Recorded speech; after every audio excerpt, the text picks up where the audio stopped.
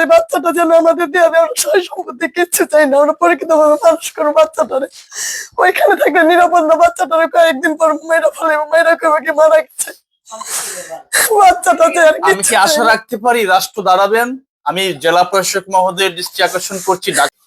আসসালামু আলাইকুম, আশা করি সবাই ভালো আছেন। আজকে একটি খুবই বিরল একটি কাহিনীর সাক্ষী হতে যাচ্ছি। আমি যে জায়গাটিতে বসে আছি এটা হচ্ছে কেরানীগঞ্জ জিঞ্জিরা ডাকপাড়া জনি টাওয়ারের অপর পাশে, এবং যেখানে বসে আছি আমার পাশে একজন বোন আছেন, উনি হচ্ছেন এইখানের এই বাড়ির মালিক, বাড়িওয়ালা।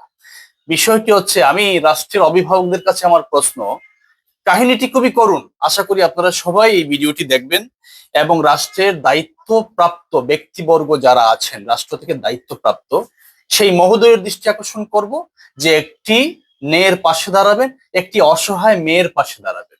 আজকের বিষয়টি হয়েছে, একটি বাচ্চা, তার বাবাও মারা গিয়েছে, মাও মারা গিয়েছে, তার আপন কোনো চাচা নেই, দাদাও নেই, দাদিও নেই, ফুফুও নেই, কিন্তু বাচ্চাটির আপন নানি আছে, মামা আছে, খালা আছে। কিন্তু প্রতিপক্ষ যারা আছেন, মানে বাবা মা মারা যাওয়ার পরে বাবার চাচাতো ভাইরা এই মেয়েটিকে নাকি তারা কোনোভাবেই দিচ্ছেন না, আটকিয়ে রেখেছেন। আমি দায়িত্বশীল ব্যক্তির কাছে আমার প্রশ্ন যে আসলে আইনটা কি, আমি আপনাদের কাছ থেকে জানতে চাই। এবং আমার যারা অডিয়েন্স আছেন দেশ বিদেশ থেকে দেখছেন, আপনাদের উদ্দেশ্যে বলছি, আপনারা বলেন যে এই বাচ্চাটা কে পাবে আসলে। এবং এই করুণ কাহিনীগুলো আমরা শুনবো। বাচ্চার এখানে নানি উপস্থিত আছেন, খালা আছেন, নানি আছেন। প্লিজ আপনি একটু ঘটনাটি বলবেন, কি হয়েছে? আমি তো সাধারণ মানুষ, আমার দেওয়ার কিছু নেই, আমার কাছে কি চাচ্ছেন? আমি অনেকদিন যাবত আপনার ভিডিও আপনি কি চাচ্ছেন যে আমার পেজের মাধ্যমে রাষ্ট্রকে জানাতে? জি জি জি, বলেন, এটা একটু বলেন। আমি অনেকদিন যাবত আপনার ভিডিও দেখে অনেক ন্যায় বিচার আপনারা করেন। দেখার পরে যখন আমার ফ্যামিলিতে এরকম একটা ঘটনা ঘটে, আমি সাধারণ মানুষ, আমি কোনো বিচারক না, আমি যেটা পারবো আপনার কথাগুলো আমি তুলে ধরতে পারবো। জি, আমি অনেক দিন ধরে দেখি, দেখার পরে আমি ভাবলাম যে আমি তো এখানে আমার এলাকায় আমরা নিজেরা গেছি, নিজের এলাকার মানুষ গেছে বাচ্চাটা আনবার জন্য। যখন বাবা মা মারা যায়, মা তো আগে মারা গেছে, বাবা মারা গেছে পরে গত মঙ্গলবার দিন। তো আমরা আনবার যে বাচ্চাটারে ওরা লুকায় ফেলায়, আমাদের দেখবারও দেয় না। তারপরে গ্রামের এলাকার মানুষ লুকিয়ে ফেলায়, থার্ড পার্সন ব্যক্তি, আমার যে মারা গেছে বাচ্চার মা বাবা, ওই বাবার চাচাতো ভাই, চাচাতো বোনেরা, আচ্ছা, দাদা, দূর সম্পর্কের দাদা, ওরা আপন বলতে কেউ নাই। বাচ্চার আপন চাচা নাই, চাচি নাই, দাদা নাই, ফুপু নাই। যদি থাকতো আমরা তাদের কাছে রাখতাম। যেহেতু ওরা থার্ড পার্সন ব্যক্তি আর মেয়ে বাচ্চা, এই জন্য আমরা চাইছি যে বাচ্চাটা আমাদের দেন। ওর যে সয় সম্পত্তি আছে, বাড়ি আছে, আমরা ওইটি চাই না, বড় হলে অটো অবশ্যই পাইবো। তো আমরা বাচ্চাটারে চাইছি, বাচ্চাটারে দেয়নি। তো দেয়নি, যেহেতু আমরা এলাকার মানুষের নিয়ে অনেকজন গেছে, কুকিলও গেছে আমাদের এলাকার, যে বাচ্চাটারে চাইছে যে বাচ্চাটা আমাদের কাছে দেন, আমরা ভরণ পোষণ করি। ওরা দিব না, ওরা মারার জন্য আমাদের দৌড়ানি দেয়, তারপরে লোক লাগাইয়া দিছে। শেষে আমি কোনো উপায় না পাইরা, এলাকার মানুষ পারে নাই যেহেতু, আমি থানায় যাই, থানায় আইনের আশ্রয় নিবার যাই। আইনের আশ্রয় নেই, অভিযোগপত্র একটা লেখি, কোনো জিডি করি নাই, কেসও করি নাই। দেখি সাধারণভাবে যদি দেয় আমার, তো ওনার উপরে ওনারা দেয়। আমি তখনই বলছি যে মহিলার কাছে যদি দেয়, মহিলাদের কাজ হয় না, পুরুষদের দিন একটা ভালো হতো। তারপর আমি যাই, উনি আমার নিয়ে ওনাদের বাসায় যায়, ছেলেদের বাসায়, মানে বাচ্চাদের বাসায় যায়। ওইখানে যায়, বলে কি আপনি একটু বাইরে যান, আপনি বাইরে যান, আমার সাথে ওনাদের সাথে কথা আছে। আমি যেহেতু নিচ্ছি, আমার কথা শুনবো, আমার কথা না শুনে উনি ওনাদের কথা শুনে আমাদের ওইখান দেয়, বাচ্চাটা দেখবারও দেয় না। তারপরে ওই পুলিশে বলে যে বাচ্চা আমাদের কাছে থাকবার চায়, ওনারা বলে বাচ্চা আমাদের কাছে থাকবার চায়। বাচ্চা তো ছোট বাচ্চা একটা, এখন যার কাছে থাকবার চায় তার কাছে কি নিরাপদ? তারপরে উনি ওইখান থেকে চলে আসে, বলে কি এখানে এটা হবে না। আমাকে কেন হবে না, যেটা ন্যায্য আইন আপনারা সেটা বলেন। ওনারা ওইটা না বললে, ওনাদের ফোন নাম্বার নাই, নিয়ে থানায় যায়। থানায় যাওয়ার সময় বইলা যায় ওনাদের যে আপনারা যাবেন, ওনারাও যাবেন আজকে সন্ধ্যার সময় থানায়। তো থানায় যাই, যাওয়ার পরে বাচ্চা আমাদের কাছে দিয়া দিত, সবকিছু ঠিক হয়ে গেছে যে আপনারা এই বাচ্চা পাইবেন, প্রকৃত মালিক আপনারা।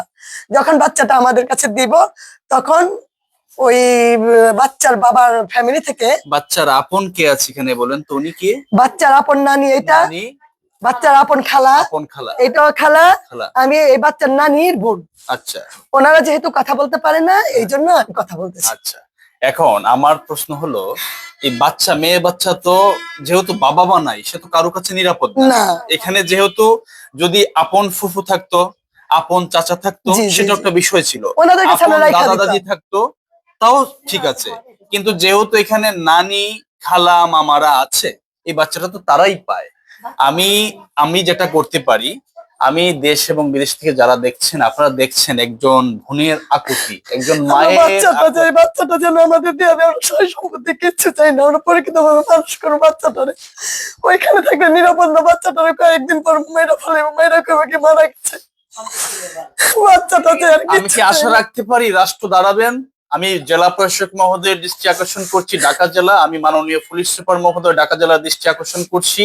আমি আশা করি এটা নিয়ে ওনাদের দৃষ্টিগোচর হবে, নজরে আসবে, এবং আমি একজন সাধারণ মানুষ হিসেবে ওনাদের পাশে আজকে থেকে এটা শেষ পর্যন্ত আমি আছি।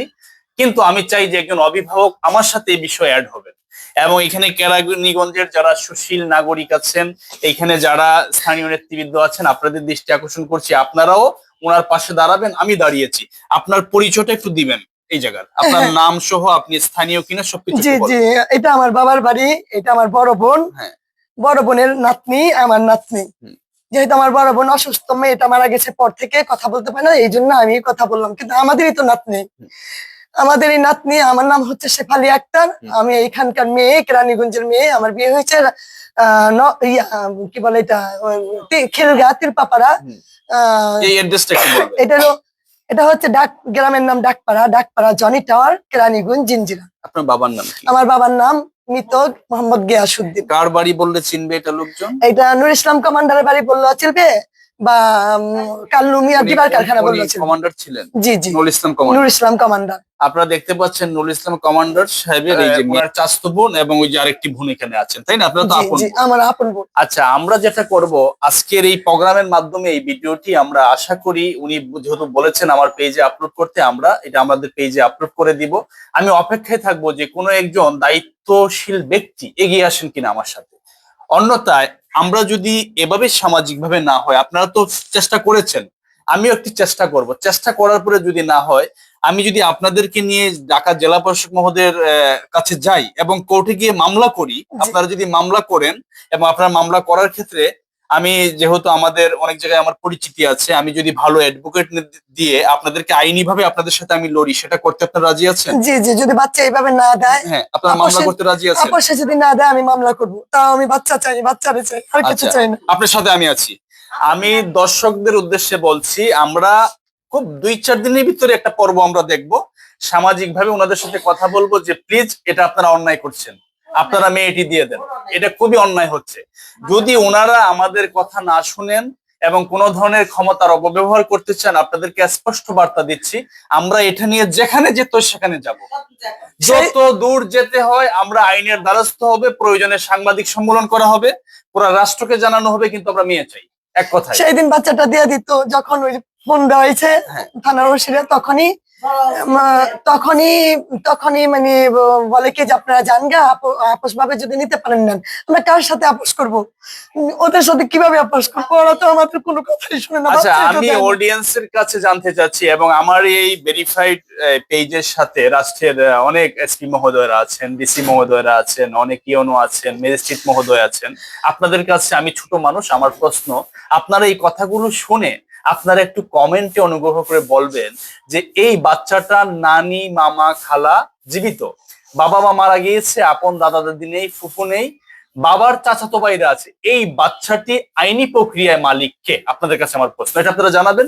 আর হচ্ছে এটার জন্য আমি একজন সাধারণ মানবাধিকার কর্মী সৈয়দ রায়হান, যেহেতু এই আপা আমার কাছে আমাকে ইনভাইট করেছেন, আমার কাছে উনি সহযোগিতা চেয়েছেন, আমার পেজের মাধ্যমে ভিডিওটা আপলোড করার অনুমতি দিয়েছেন, জি জি, উনি যেহেতু জানাতে চাচ্ছেন, আমি আছি, এটা শেষ পর্যন্ত আমি আছি, আপনাদের কাছে দোয়া চাইবো আপনাদেরকে, যাতে আমি পরবর্তী একটি পর্বে এই মেয়েটিকে নিয়ে এবং মেয়েটিকে তাদের কাছে বুঝিয়ে দিয়ে একটি ভিডিও আমি দিতে পারি, এবং সেই ক্ষেত্রে যদি কোর্টে যেতে, আমরা কোর্টে যাবো ইনশাল্লাহ।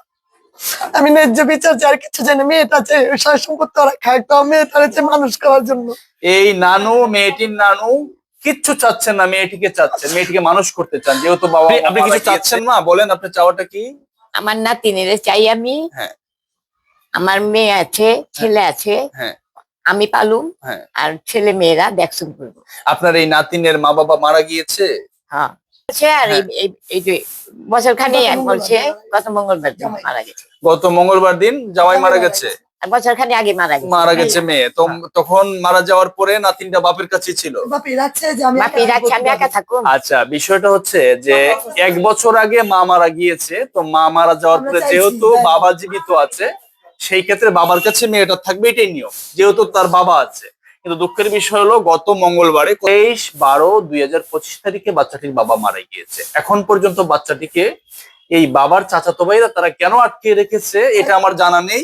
আর কেন এই থানা পর্যন্ত যাওয়ার পর এটা, হ্যাঁ? ফলে ওরা মালিক, আমরা এই বাচ্চার মালিক, আমরা আসলে কিছুই না এখানে।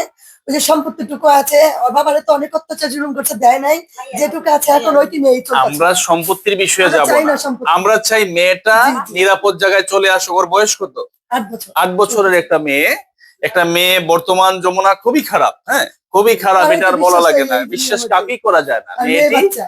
মেয়েটির নানি এবং খালা মামার কাছে আসুক, এবং আমাদের ক্ষুদ্র অভিজ্ঞতা থেকেও আমরা জানি এই বাচ্চাটির প্রকৃত মালিক তারা, সাধারণ জ্ঞান থেকে।